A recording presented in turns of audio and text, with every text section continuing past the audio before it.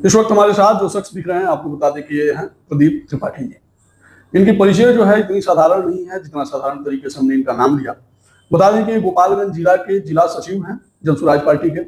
साथ ही साथ बता दें कि इनका अपना खुद का इंटर कॉलेज चलता है और जहाँ पे हजारों की संख्या में लड़के जो है एजुकेटेड शिक्षित होते हैं। हमारे साथ प्रदीप त्रिपाठी जी हैं, इनसे मैं जानने का प्रयास करूंगा कि गोपालगंज जिला में क्यों और गोपालगंज जिला में आने के बाद से फिर राजनीति में क्यों, क्योंकि आपकी विधि व्यवस्था जो है वो तो एजुकेशन सिस्टम से चलती है और एजुकेशन जो है सबको लेना चाहिए और सर्वोपरि है और उसमें बढ़िया कमाते भी होंगे। स्वागत करते हैं बोले आपका। आपके माध्यम से गोपालगंज की पूरी जनता को बहुत बहुत प्रणाम, नमस्कार है। गोपालगंज हमारे नेटिव प्लेस है जी। हमारे पूर्वज यहीं से थे, माइग्रेट हुए, जैसा कि बहुत सारे हमारे बच्चे और लोग माइग्रेट होते हैं यहाँ से, अन्य राज्यों में जाके कमाने खाने का जुगाड़ करते हैं। वही हाल हमारा था। तो हमारे पूर्वज भी यहाँ से गोरखपुर की तरफ माइग्रेट किए। हमारे पिता वहाँ पे इंजीनियर थे रेलवे में। तो हमारी शिक्षा दीक्षा के बाद हम कॉर्पोरेट सेक्टर में रहे 20 साल 19 साल करीब करीब। आदित्य बिरला कैपिटल का नाम सुना होगा आपने, उसमें वाइस प्रेसिडेंट पद पे थे। पूरे देश में घूमे, देश विदेश घूमने का बहुत मौका मिला। उसके बाद हमारे दिमाग में 2020 में ये आया कि हम शिक्षा से ही जुड़ेंगे, क्योंकि शिक्षा देने में हमें बड़ा हमारा इंटरेस्ट है मेरा उसमें। तो हम शिक्षा बच्चों को दिया जाए, कम से कम फीस में दिया जाए, यही उद्देश्य लेकर के हम अपने कॉर्पोरेट सेक्टर की नौकरी को छोड़े, जो एक बड़ा पैकेज था, एक सब कुछ था, उसमें छोड़ करके हमने इस विद्यालय की स्थापना की और उसमें बच्चों को पढ़ाने का काम किया। आज वो विद्यालय इतनी कम समय में ही काफ़ी अच्छा और काफ़ी स्ट्रेंथ है उस बच्चों में, और लोग हमारे यहाँ पढ़ करके और अच्छे अच्छे जगहों पर निकल रहे हैं। और उसी का विस्तार करने का मेरा इरादा हमेशा रहा कि हम शिक्षा का विस्तार करें। गोपालगंज में आने के बाद, ये मेरा नेटिव प्लेस है, तो हमारा नैतिक कर्तव्य हम लोग का है कि अपने जिले को ही हम विकसित करें। तो गोपालगंज में भी हमने देखा शिक्षा की व्यवस्था बहुत चरमराई स्थिति है, पूरे बिहार की वही गति है। तो वो सारी चीज़ें अगर सुधरें और हम उसमें कुछ कंधा लगा सकें तो हमारे लिए सौभाग्य की बात है। ये हमारे लिए मेन उद्देश्य था यहाँ आने का।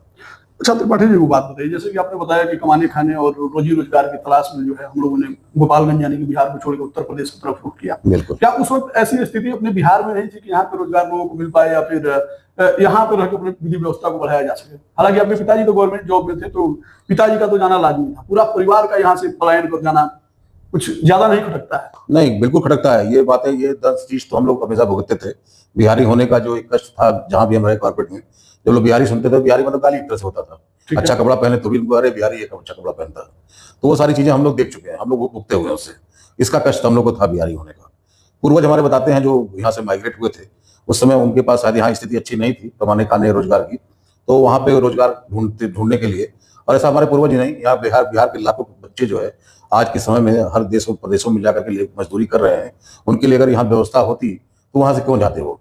आप गुजरात चले जाइए, महाराष्ट्र चले जाइए, आप हरियाणा चले जाइए, पंजाब चले जाइए, आपको सब लेबर क्लास बिहार की मिलेगी, कुछ उत्तर प्रदेश के लोग मिलते हैं उसमें। तो ये व्यवस्था कैसे बनाई गई? पिछले 30-35 सालों से जो सरकार यहाँ पे चल रही है, उसने कभी इस पे ध्यान नहीं दिया कि हम अपने बच्चों के लिए शिक्षा और रोजगार बिहार के अंदर ही करें, जिससे हमारे यहाँ पलायन रुके। हमारे बिहारी बच्चे बहुत टैलेंटेड होते हैं, आपने देखा होगा मीडिया में या कहीं भी, ये ब्यूरोक्रेसी में बिहार के बच्चे ही होते हैं, लेकिन उनको यहाँ सुविधा नहीं मिलती। यहाँ छोड़ जब दिल्ली जाते हैं वो, वहाँ वो जाकर के वो उस मुकाम में पहुंच जाते हैं जो चाहते हैं वो। तो हमारे यहाँ की जो व्यवस्था है वो पिछले 30-35 सालों में आप देख रहे होंगे, अभी ग्रेजुएशन का भी 5 साल 6 साल लगता है। तो व्यवस्था यहाँ की अच्छी नहीं है, जिसकी वजह से लोग पलायन को मजबूर हैं। और हम लोग का मुख्य मुद्दा यही है, हम पलायन को रोकना चाहते हैं। हम बिहार के जो बच्चे हैं जिनकी बुद्धिमत्ता बाहर लोग उपयोग करते हैं, उसको रोकना चाहते हैं और एक अच्छी शिक्षा व्यवस्था यहाँ पे हो, यही प्रशांत किशोर जी की इच्छा है। और इसीलिए प्रशांत किशोर जी पिछले 3 सालों से बिहार के गाँव का घूम रहे हैं और ये बताने का प्रयास कर रहे हैं कि इस बारी का चुनाव अपने बच्चों के नाम पे, शिक्षा और रोजगार के नाम पे, पलायन रोकने के नाम पे हो, जिससे बिहार का बदलाव हो और बिहार इसी से सुधर सकता है। अच्छा त्रिपाठी जी को बात बताइए, जैसे कि आप बोल रहे हैं कि बिहार से पलायन रोका जाएगा और आप राजनीति में आए हुए हैं, इसी विधि व्यवस्था को सुधारने के लिए आप राजनीति करना भी चाहते हैं जी। तो बिहार में कई रीजनल पार्टियां हैं, जैसे कि एलजेपीआर हो गया, राष्ट्रीय जनता दल हो गया, जनता दल यूनाइटेड हो गया, क्षेत्रीय पार्टी हैं जिनका मतलब चलता है, यहाँ सिक्का चलता है इन लोगों का। ये पार्टी भी ज्वाइन कर सकते थे, या फिर राष्ट्रीय स्तर का पार्टी ज्वाइन कर सकते थे, भारतीय जनता पार्टी, या फिर कांग्रेस ज्वाइन कर सकते थे, या फिर बीएसपी ज्वाइन कर सकते थे। जनसुराज क्यों? देखिए, हम राजनेता नहीं है जी, हम पॉलिटिक्स में जाने का मेरा कोई बहुत इरादा नहीं था। ठीक है। लेकिन जब 3 साल पहले हमने देखा प्रशांत किशोर जैसा इंसान, जो किसी नाम का मोहताज नहीं है, जिसके पास धन संपत्ति वैभव सब कुछ है, उन्होंने जिसका भी हाथ पकड़ा वो गति में पहुंच गया, वो इंसान सब कुछ छोड़ करके और बिहार को बदलने के लिए बिहार में गांव गांव घूमना शुरू किया, तो हम बिहारियों के मन में ये इच्छा आई कि क्यों ना हम इस मुहिम में कांटा लगाएं और बिहार की व्यवस्था को बदलने में अपना जो छोटा मोटा जो भी योगदान है दे सके, तो ये इसमें हम ज्यादा धन्य होंगे। हम लोग कोई बालू माफिया, रेत माफिया या इस तरह का काम नहीं करते हैं, ना हम लोग कोई बहुत बड़े कहीं के नेता है, राजनेता हैं, या हमारे मन में कोई ऐसी इच्छा भी नहीं थी। लेकिन बिहार की व्यवस्था बदलाव का जब ये मुहिम चला, तो इस बिहार व्यवस्था बदलाव के लिए हम लोग अपना कांधा लगाने के लिए कंधे से कंधे मिला के प्रशांत किशोर जी के साथ इस बिहार को बदलना चाहते हैं। इस बिहार जो आज बहुत पिछड़ा हुआ है, आज 30-35 सालों के बाद इस बिहार में पहले जंगल राज इंसानों का था, अब अधिकारियों का जंगल राज है। इससे मुक्ति कौन दिलाएगा? अगर हम और आप नहीं लगेंगे, आज नहीं लगेंगे, 10 साल बाद कोई ना कोई लगेगा, तभी होगा ये, वरना ये व्यवस्था नहीं बदलेगी। आप आरजेडी को वोट देंगे तब भी नीतीश कुमार मुख्यमंत्री बनेंगे, आप बीजेपी को वोट देंगे तभी नीतीश कुमार मुख्यमंत्री बनेंगे।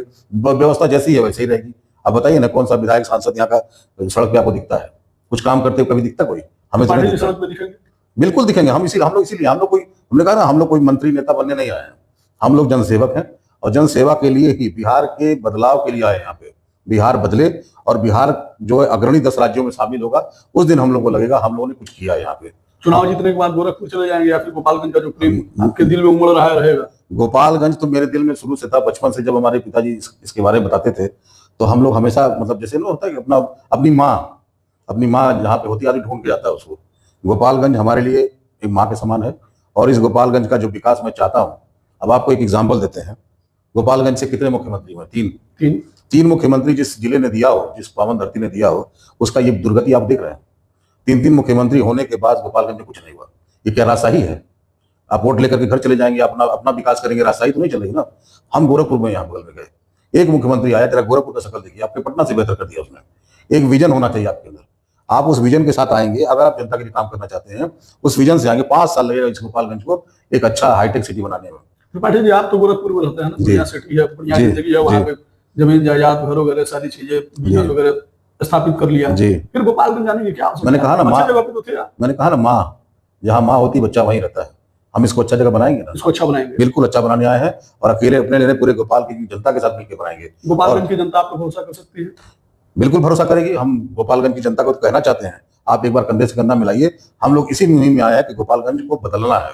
इसको यहाँ वो सारी सुविधाएं, आप एयरपोर्ट के लिए आपको गोरखपुर न जाना पड़े, एम्स के लिए ना आपको गोरखपुर जाना पड़े, इलाज की व्यवस्था यहाँ ठीक से नहीं है, शिक्षा की व्यवस्था आपके पास नहीं है। इन सारी चीजों पे काम करेंगे हम लोग। नाली गली सड़क तो बन जाएगी, लेकिन बच्चों का विकास हम लोग यही करें ना, अपने बच्चों के नाम पे इस बार वोट दीजिए। बच्चों के लिए अच्छी से अच्छी शिक्षा व्यवस्था करेंगे हम लोग, पलायन को रोकने का प्रयास करेंगे और पूरे जिले में हर वो सुविधा देने का प्रयास करेंगे जिसके लिए आपको कहीं बाहर न जाना पड़े।